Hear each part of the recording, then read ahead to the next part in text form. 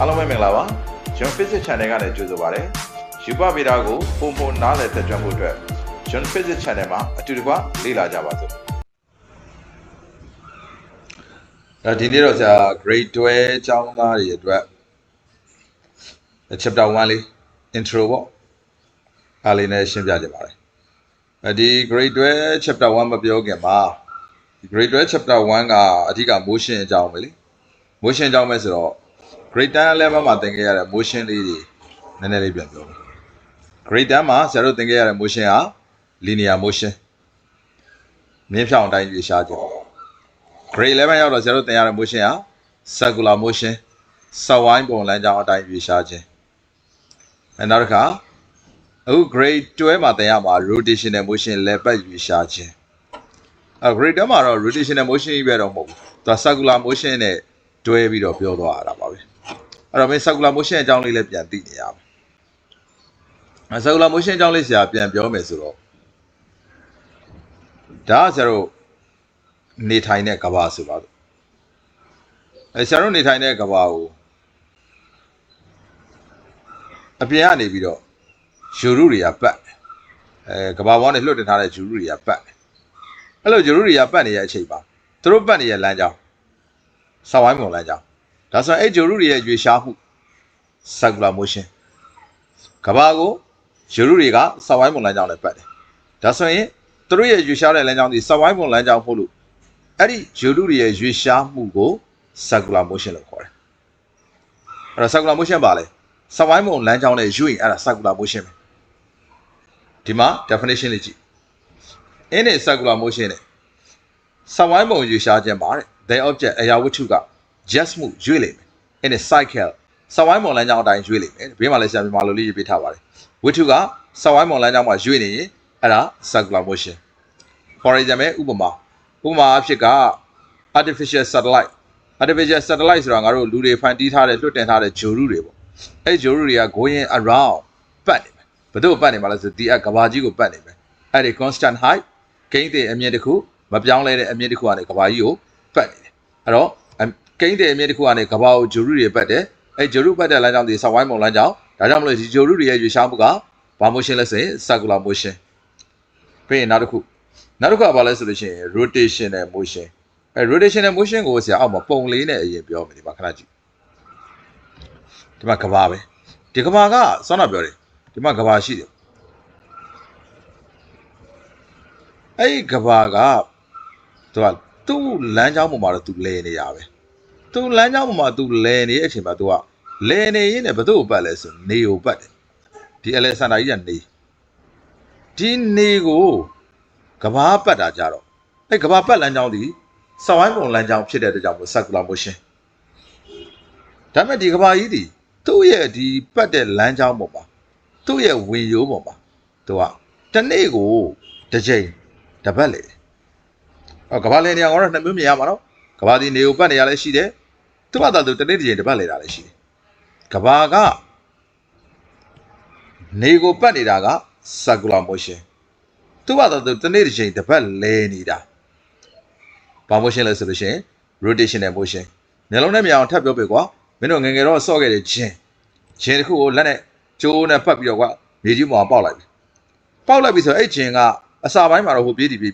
ခဏနေဂျင်းကတနေရာမှာငြိမ်ပြီးတော့လဲနေအဲ့လိုတနေရာမှာငြိမ်ပြီးတော့လဲနေလို့ရှိရင်အဲ့ဂျင်းရဲ့လက်ပတ်ရွေ့ရှားမှုဒီဘယ်သူ့မှပတ်နေရမဟုတ်သူ့ဘာသာသူလဲနေတာသူ့ရဲ့အလဲစင်တာက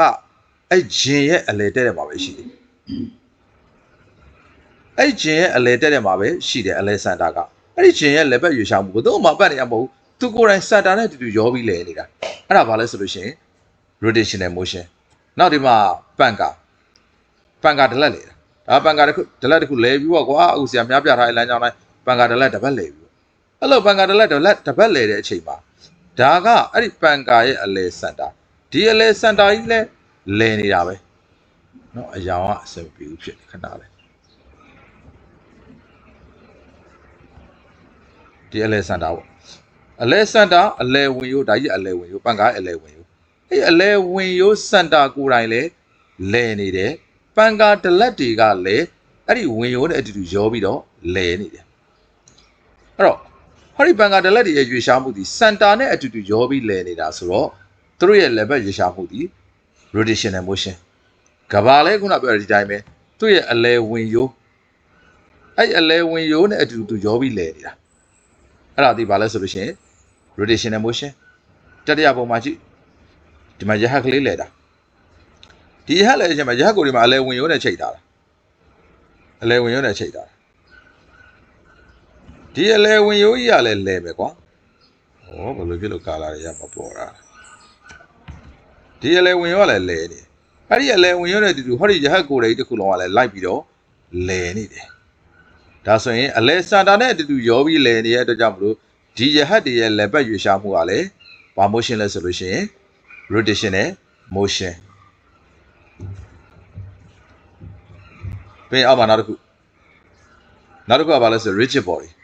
rigid body ကတော့ဆရာတို့ရဲ့ဆရာကြီးများဒီဘဗိဒဆရာကြီးများဘာသာပြန်တာကခတ်မာဝိတ္ထုလို့ဘာသာပြန်ပါတယ် rigid body ခတ်မာဝိတ္ထုခတ်မာဝိတ္ထုဆိုတာဘယ်လိုဖြစ်လဲအဲ့ဝိတ္ထုဘယ်လောက်ပဲရွေ့ပုံမပြောင်းတဲ့အရာဝိတ္ထုပေါ့ကွာဘယ်လောက်ပဲရွေ့ပုံမပြောင်းတဲ့အရာဝိတ္ထုဘယ်လောက်ပဲရွေ့ပုံမပြောင်းတဲ့အရာဝိတ္ထု definition နဲ့မှာလည်းပြောထားတယ်ကြည့်rigid body တဲ့ခတ်မာဝိတ္ထုဆိုတာ is a body အရာဝိတ္ထုတစ်ခုအဲ့ဒီအရာဝိတ္ထုကတဲ့ that does not deform ဆိုတာပုံပြောင်းတာပုံပြက်တာ not နဲ့တွဲလိုက်တော့ပုံမပြောင်းနိုင်ဘူးပုံမပြက်နိုင်ဘူးအဲ့ပုံမပြောင်းနိုင်ပုံမပြက်နိုင်တဲ့အရာဝတ္ထု rigid body နောက်မှလည်းထပ်ပြောထားတယ် deform လို့မသုံးဘဲနဲ့နောက်တစ်မျိုး change shape ဆိုတာပုံပြောင်းတာပုံပြက်တာအဲ့တော့ရှေ့မှာ not နဲ့တွဲလိုက်တော့ပုံမပြောင်းပုံမပြက်နိုင်တဲ့အရာဝတ္ထုဒီ rigid body နောက်တစ်ကြောင်းပါကြည့် that is no matter how the body move အရာဝတ္ထုကဘယ်လောက်ပဲရွေ့ရွေ့တဲ့ the distance between any two particles အမှုန်နှစ်ခုကြားအကွာအဝေး within the body အဲ့ဒီအရာဝတ္ထုထဲမှာဖွဲ့စည်းထားတဲ့အမှုန်နှစ်ခုကြားအကွာအဝေးဒီ remain constant ကိန်းတဲ့အတိုင်းကြံရှိရမယ်ပုံမှန်အတိုင်းကြံရှိရမယ်အဲ့တော့တကယ်လို့ဒါအရာဝတ္ထုရွေ့တဲ့အချိန်မှာပုံပြောင်းသွားရင်အဲ့ဒီအရာဝတ္ထုထဲမှာပါဝင်ဖွဲ့စည်းထားတဲ့အမှုန်နှစ်ခုကြားအကွာအဝေးဒီပြောင်းသွားမှာပဲအဲ့တော့အရာဝတ္ထုဘယ်လောက်ရွေ့ပုံမပြောင်းဘူးဆိုလို့ရှိရင်အဲ့ဒီအရာဝတ္ထုကိုဖွဲ့စည်းထားတဲ့အမှုန်တွေရဲ့ကြားအကွာအဝေးကလည်းပြောင်းလဲခြင်းမရှိဘူးဒါဆိုဒီလိုအရာဝတ္ထုကိုဘာလို့ခေါ်မလဲဆိုလို့ရှိရင် rigid body လို့ခေါ်မယ်ဆောင်းနာမင်းတို့ပြောခဲ့တဲ့ပန်ကာလဲတာတအားလဲတာ speed 1 2 3နဲ့တင်ပြီးတော့လဲလို့ရတယ်အခုမင်းတို့ခစ်ပေါ်ပန်ကာတသေးလေးတွေဆိုရင်ကွာ speed ကို5လောက်ထိတင်လို့ရတယ်အဲ့လိုပန်ကာတွေအသက်ကုန်လဲနေတာတော့မှအဲ့ပန်ကာဒလက်တွေဒီပုံပြတ်သွားလားပုံပြောင်းသွားလားပန်ကာဒလက်ထဲမှာပါဖွဲ့စည်းထားတဲ့အဲ့ကော်သားအမှုန်လေးတွေတတ်တူသားအမှုန်လေးတွေနေရာရွှေ့သွားလားမရွှေ့ဘူးနော်ရွှေ့တာနဲ့ပုံပြတ်ပါအဲ့တော့ပန်ကာဒလက်တွေပုံမပြတ်ဘူးဆိုတော့ပန်ကာဒလက်ဒီဘယ်လောက်ပဲရွှေ့ပုံမပြတ်နိုင်တဲ့အရာဝတ္ထုဖြစ်တဲ့ကြောင့်မလို့အဲ့ဒီပန်ကာဒလက်ဒီ rigid body ပဲနားလည်မယ်လို့ထင်တယ်